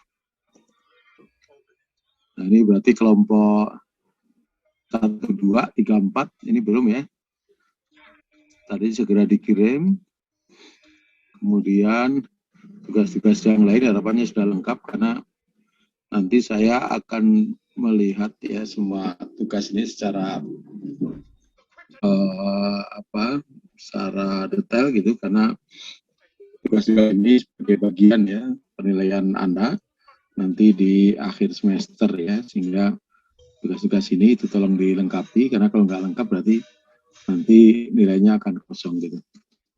Nah, kemudian yang berikutnya ini saya kira mungkin bisa dikatakan yang ketiga ya, model atom Rutherford yang ditambahkan tadi sudah mendekati ya apa yang kemudian kita inginkan. Jadi kalau dari sini itu ketika Anda ya kira-kira nah, Anda langsung tunjukkan ya pengetahuan proseduralnya, dan pengetahuan prosedural ini itu nanti bentuknya macam-macam ya, bisa percobaan ya, bisa mungkin kita disuruh perhatikan dalam kehidupan sehari-hari gitu, bisa kemudian beberapa algoritma ya untuk mendapatkan data-data tertentu ya dan seterusnya. Jadi ada penjelasan, jadi ini akan menjadi lebih ringkas gitu ketika Anda menjelaskan, tidak berulang-ulang, kemudian tidak bertele-tele gitu, bisa efisien, efektif. Ya, ini percobaan yang digunakan semacam ini, kemudian ini adalah hasilnya gitu ya, ini hasilnya. Nah, kemudian dari hasil ini tentu saja perlu interpretasi gitu. Nah, disinilah nanti sebenarnya ini proses mengkonstruksinya ini yang nanti dalam kenyataannya Anda harus banyak melibatkan siswa gitu. Ya, bagaimana kemudian siswa bisa mengamati bahwa fakta-fakta ini itu mana yang sesuai dengan model atom Thomson ya. Ini kan sebagian besar sesuai gitu ya. Yang tidak sesuai itu kan yang ada pembelokan ini ya. Pembelokan dengan sudut yang besar ini ya, kemudian ada yang kebalik yang tidak sesuai kan. Nah, proses untuk kemudian melakukan analisis ini, nah ini yang harapannya siswa yang bisa melakukan gitu. Kita memfasilitasi ya. Kalau tadi yang disampaikan kan gurunya ya yang melakukan proses penjelasan atau analisis ini. Nah, kalau ini dilakukan, ini kalau dari sisi kemampuan jenjang kognitifnya itu betul-betul bisa sampai C4 gitu ya, bisa sampai C4 gitu ya. Nah, ketika kemudian ini akan turun ya menjadi C2 kalau kemudian yang hasil analisisnya itu disampaikan oleh guru gitu ya. Jadi kalau disampaikan oleh guru itu maksimal nanti jenjang kognitif siswanya itu hanya C2 karena dia hanya mampu memberikan penjelasan gitu. Setelah dia mendengarkan penjelasan yang dibuat oleh guru gitu ya. Jadi dengan bagaimana siswa itu dilibatkan ya, itulah yang menentukan siswa itu akan mendapatkan pengalaman belajar di jenjang C berapa gitu. Ya, oleh karena itu ketika proses ini dilakukan oleh siswa gitu, maka siswa bisa sampai C4. Bahkan kalau dia ini sampai mengevaluasi itu bisa sampai C5 gitu. Ya, kalau kemudian siswa membuat alat ini sendiri ya, alat percobaan sendiri ya berarti dia bisa sampai C6 gitu. Ya, makanya ini jangan sampai ini potensial untuk siswa bisa sampai C6 tapi Anda degradasi menjadi C2 ya ketika pembelajarannya itu Anda membuat penjelasan gitu ya. Anda menjelaskan kepada siswa ya. Nah, ini yang mungkin bagian ini nanti yang akan menjadi tekan kita ya, bagaimana dari fakta yang ada itu kita guru itu memfasilitasi ya, siswa untuk kemudian mengkonstruksi konsepnya gitu. Ya, ini yang menjadi titik tekan kita ya, dan mungkin di 3 ini itu belum muncul ya, tapi ke depan-depannya kita berharap setelah kimia sekolah 2 selesai itu bisa sampai kemampuan segitu ya bagi Anda mahasiswa calon guru itu ya. Nah, ini juga beberapa beberapa analisis gitu. Nah, kemudian dari analisis itu kemudian menghasilkan kesimpulan. Nah, kesimpulan ini juga tentu saja kita berharap siswa yang mengambil kesimpulan ini gitu. Nah, dari kesimpulan ini kemudian didefinisikan ya model atom Rutherford itu seperti apa gitu ya. Oke, nah yang kelebihan dan kelemahan ini saya kira nanti ada di KD berikutnya ya, sehingga tidak perlu di sini ya. Di sini anak-anak tidak perlu dikenalkan dulu kelebihan kelemahan, tapi anak-anak dikenalkan model atom Rutherford itu seperti apa ya. Jadi coba Anda Anda perhatikan kalau misalnya Anda mengajarnya teacher center kan pasti ngajarnya bukan dari sini tapi dari bawah gitu. Ya, dari sini model atom Rutherford itu didefinisikan. Betul-betul apa, kemudian baru mungkin Anda kasih contoh ini ya. Tetapi dengan student center Anda balik ya, Anda buat dulu fakta-fakta yang ada, faktanya seperti apa. Nah, dari fakta itu kemudian siswa kita fasilitasi untuk mengkonstruksi konsepnya. Ya, konsepnya itu sebenarnya ya nanti bisa dari kesimpulan, bisa dari kesimpulan itu dirangkum lagi menjadi ini model atom Rutherford gitu ya. Ini di kelompok berani 56 ya, ini saya kira sudah sangat bagus sekali Ya, sementara kalau saya lihat kelompok 1 dan kelompok 2 itu masih terlalu bertele-tele dan juga hal-hal yang mestinya tidak disampaikan kepada siswa itu disampaikan gitu. Contohnya perhitungan-perhitungan yang Thomson tadi, perhitungan-perhitungan sampai Thomson mendapatkan perbandingan antara massa dengan elektron, itu saya kira nggak perlu proses perhitungannya. Nanti biar aja di kuliah. Ya, Anda katakan aja secara singkat gitu bahwa kemudian Millikan Thomson mendapatkan perbandingan antara massa dengan muatan, kemudian Millikan mendapatkan muatan, ya sehingga dari situ kemudian bisa dihitung massanya gitu ya. Jadi proses mendapatkannya saya kira nggak perlu disampaikan ya. Nah kemudian fokus ya terhadap indikator yang mesti ada fasilitasi dicapai oleh siswa, itu bagian yang sangat penting gitu. Jadi itu semacam barometernya. Anda boleh kemana-mana, tetapi harus ya dalam rangka untuk mencapai indikator itu gitu. Ya, harus dalam rangka untuk mencapai indikator itu. Ya, sehingga jangan sampai kemudian Anda dibawa ke sana kemari oleh video yang Anda ambil gitu. Ya, sehingga kemudian menjadi tidak tepat gitu. Nah, contoh tadi misalnya ketika menjelaskan hipotesis atau teori Dalton yang kedua ya, di mana yang kedua itu kan atom itu identik ya untuk satu unsur dan atom itu berbeda antara satu unsur dengan unsur yang lainnya kan gitu ya. Tetapi tadi ketika sifat gas itu dibandingkan antara ada unsur ya gas oksigen, hidrogen, tapi ada gas CO2. Ini kan sudah di luar indikator gitu. Karena sebenarnya yang kedua kan ingin kita bandingkan unsur bukan bandingkan senyawa gitu. Bahwa unsur itu disusun oleh atom di dari Dalton yang pertama ambil Democritus tadi. Kemudian yang kedua bahwa atom-atom yang unsur-unsur itu identik. Kalau satu unsur, tapi kalau unsurnya berbeda, itu berbeda. Ya. Nah, identik itu berarti apa? Ya, ketika unsur itu dalam jumlah sedikit dan dalam jumlah yang banyak, itu sifatnya sama. Itu artinya justru atom identik gitu.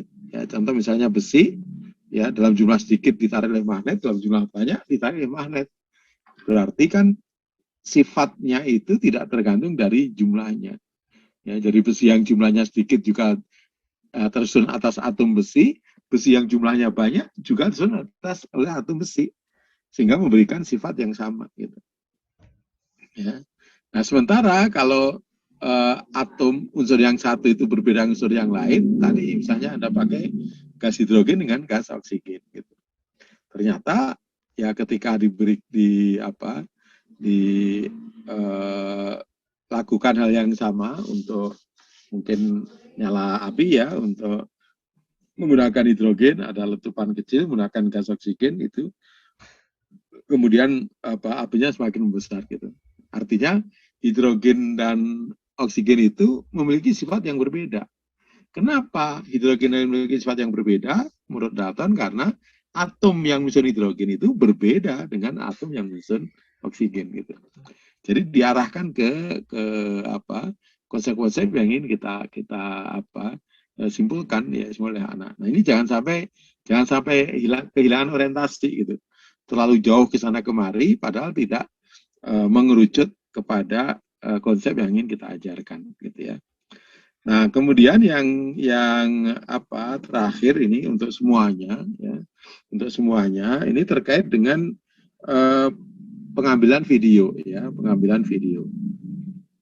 Yang pertama, Anda harus bisa membedakan antara video dan animasi ya. Video itu artinya dia diambil langsung dari peristiwa yang langsung gitu. Diambil langsung dari peristiwa nyata. Peristiwa nyata Anda shoot, Anda ambil ya videonya, itu namanya video gitu. Nah, tetapi kalau peristiwa nyata yang kemudian dibuat tiruannya menggunakan program komputer, itu namanya animasi gitu. Ya, jadi jangan menyebut animasi Anda sebut video. Ya tadi misalnya kan banyak sekali ya animasi-animasi yang muncul hampir setiap 3 kelompok yang maju itu ada kan ya, animasi, ada juga video. Kenapa? Ini penting gitu. Karena kalau Anda menggunakan video, ya berarti ya siswa itu bisa mengamati, ya. Tetapi kalau Anda menggunakan animasi, siswa itu tidak bisa mengamati, gitu. Ya, kalau data dia bisa dapat, video bisa dapat data, animasi bisa dapat data. Ya, video tidak melakukan si anaknya, animasi anaknya juga tidak melakukan. Video anak bisa melakukan pengamatan. Kenapa? Karena video itu yang ditayangkan itu adalah peristiwa yang nyata. Ya, tetapi kalau atau faktual ya kalau di sini. Tapi kalau kemudian animasi ya itu anak tidak bisa gitu. Makanya kalau Anda mau mengajarkan pengetahuan faktual ya tidak bisa menggunakan animasi. Pengetahuan faktual itu bisa dimunculkan dari kehidupan sehari-hari ya karena siswa melihat sehari-hari atau dari percobaan gitu ya, siswa melakukan percobaan langsung atau dari video ya artinya peristiwa nyata tetapi divideokan atau dari gambar. Gambar itu maksudnya foto gitu.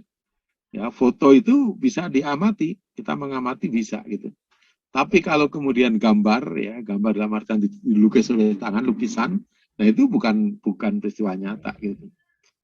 Ya, makanya kalau dari data penampakan ya dari animasi atau dari lukisan itu tidak sampai kepada pengetahuan faktual. Tapi kalau gambar, foto gitu atau video atau percobaan atau peristiwa yang ada dalam kehidupan sehari-hari itu bisa sampai kepada pengetahuan faktual. Nah, ini yang penting gitu. Ya, makanya jangan merasa bahwa dengan animasi itu menjadi lebih baik. Ya, tidak gitu. Animasi itu mungkin akan lebih baik ketika digunakan untuk menjelaskan di level molekulernya. Ya, karena kalau level molekuler kan kita tidak bisa memvideokan ya bagaimana atom-atom itu bergerak, bagaimana atom-atom saling bereaksi gitu. Kan nggak bisa. Kenapa? Karena terlalu kecil. Tidak bisa divideokan. Ya, tetapi dianimasikan bisa. Karena animasi itu berdasarkan pikiran ya orang yang memahami itu. Gitu. Nah ini bagian video dan animasi yang Anda harus perhatikan gitu. Nah, kemudian yang kedua, bagaimana kemudian kita saat ini sepertinya kita harus terampil ya untuk mengolah video gitu. Ya kan pilihannya sebenarnya ada dua ya, apakah Anda membuat video sendiri atau benar. Kalau membuat video sendiri sekarang juga tidak terlalu susah ya, Anda punya HP bisa langsung dibuat, tetapi yang sulit itu kadang-kala alat dan bahannya, gitu ya. Alat dan bahannya mungkin Anda tidak punya, gitu. Makanya kemudian di sini tadi pilihannya itu ya Anda ngambil video orang lain, gitu. Nah, ketika mengambil video orang lain, nah ini berarti Anda perlu keterampilan tertentu lagi, gitu. Ya, makanya saya sering kali sampaikan ke perkuliahan media itu. Ya, di pendidikan kimia di media Pak Nurul CS itu saya bilang jangan diajari pemrograman karena kalau diajari pemrograman itu Anda lemah ya paling juga ujiannya Anda buat lingkaran kemudian bisa menggerakkan lingkaran itu jauh sekali dengan yang kita tuntut ya kemampuan membuat animasi atau membuat video ya dalam pembelajaran kimia gitu ya makanya ya perlu diajarkan ya. Kalaupun tidak diajarkan, berarti Anda perlu mencari mandiri. Saya kira di Google itu banyak sekali. Gitu. Kemampuan apa saja yang ini? Ya, pertama tentu saja kemampuan memilih video. Ya, bagaimana Anda terampil menggunakan kata kunci, ya, sehingga Anda mendapatkan video itu yang enak gitu. Saya lihat yang kelompok 5-6 itu videonya enak gitu. Ya, videonya atau animasinya itu enak dilihat, jelas, sederhana gitu. Sementara video-video yang kelompok 1, 2, 3, 4 itu masih ada video yang lebih baik daripada itu gitu. Ya, bahkan untuk Thomson itu banyak video-video yang bagaimana elektron itu dipelajari sifat-sifatnya itu banyak gitu. Sementara Anda tadi kan dapatkan dari animasi. Ya. Jadi keterampilan memilih video artinya Anda harus membuat kata kunci ya. kata kunci. Dan untuk membuat kata kunci itu kan sederhana ya. Anda bisa menggunakan Google Translate ya. Jadi tidak hanya kata kunci itu bahasa Indonesia. Ya, kalau bahasa Indonesianya apa namanya dengan kata kunci bahasa Indonesia itu terbatas, Anda gunakan bahasa Inggris. Kalau bahasa Inggris nggak ada, ya Anda cek kira-kira yang bagus itu pembelajaran kimia di mana. Misalnya di Jerman. Ya Anda terjemahkan saja kata kunci bahasa Indonesia itu, diterjemahkan menjadi bahasa Jerman atau bahasa Belanda atau bahasa Perancis, kemudian itu Anda copy paste di Google. Bagaimana menerjemahkannya? Ada Google Translate. Jadi jangan susah-susah gitu. Yang penting Anda mau apa tidak gitu. Ya, masukkan Google Translate, translate ke bahasa apapun, bahasa Arab, bahasa apapun, kemudian copy, masukkan Google gitu. Ya, itu mungkin Anda akan mendapatkan video-video atau hal-hal yang Anda inginkan ya, yang memang sesuai dengan indikator yang ingin Anda bahas gitu. Nah, ini keterampilan memilih video. Video itu juga ada yang sifatnya free ya. Ada yang sifatnya itu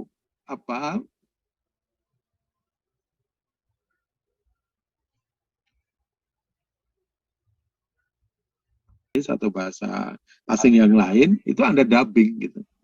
Ya, ada mungkin volumenya di videonya itu Anda kecilkan gitu. Nah, Anda ganti dengan kata-kata dari Anda sendiri atau teman Anda gitu. Nah, bagaimana mendubbing ya video yang sudah ada, ini saya kira juga Anda bisa pelajari gitu ya. Nah, dan keterampilan-keterampilan yang lain bagaimana bisa mengolah video dari yang ada di YouTube ya, di Google itu kemudian sesuai dengan yang Anda inginkan. Karena kalau tidak Anda potong, gabung, Anda tidak dubbing gitu ya, itu bisa jadi Anda akan tersesat oleh mengikuti irama videonya itu gitu. Padahal Anda punya skenario sendiri, Anda punya irama sendiri, Anda punya indikator sendiri. Jadi semuanya itu Anda ambil dalam rangka untuk indikatornya itu sampai gitu. Nah, itu yang barangkali beberapa catatan saya ya. Sekali lagi yang pertama ya, baik ketiga yang tadi presentasi saya kira sudah sangat student center ya dengan pola kemarin ya. Jadi Anda mulai dari pengetahuan prosedural, kemudian pengetahuan faktual, kemudian pengetahuan konseptual ya. Dan dengan demikian itu juga bisa dikatakan sesuai dengan tren ya pendidikan penyajian materi kimia saat ini dengan multi representasi ya. Pengetahuan faktual itu adalah level makro gitu ya. Kemudian di dalam menyajikan ya pengetahuan faktual itu mungkin Anda menggunakan banyak simbol-simbol gitu ya. Ya itu berarti level simbolis ya. Nah, kemudian dari faktual ya kepada konseptual. Nah, disitulah nanti harusnya Anda menggunakan level submikro. Ya, nah ini sehingga saya katakan disitulah pentingnya bagaimana kita mesti memfasilitasi siswa itu mengkonstruksi konsepnya, siswa itu mengkonstruksi satu teori atau hukum atau hipotesis yang dilakukan oleh para ahli gitu ya. Nah kemudian tadi ya langkah-langkahnya lebih taktis ya, dan ini mungkin kelompok 5-6 ya, saya kira cukup taktis sederhana. Jadi ngajarkan Rutherford itu ya paling 3 slide cukup gitu. Ya, Dalton misalnya, Dalton itu ada 4 teori misalnya gitu. Nah, satu teori itu bisa 1 slide gitu. Ya, dari fakta langsung kemudian mengarah kepada kesimpulannya apa, dan kesimpulan itu teori Dalton itu gitu ya. Jadi bisa 4 slide gitu. Nah, kemudian Thomson ya sebenarnya secara umum bisa 3 slide ya, langsung proseduralnya bagaimana, faktanya bagaimana, kemudian kesimpulan gitu ya. Ya, bagaimana Anda mengkonstruksi dari fakta itu menjadi kesimpulan gitu. Ya. Nah, kemudian di Rutherford ini itu juga paling 3-4 slide gitu ya. Itu selesai sehingga tidak bertele-tele gitu.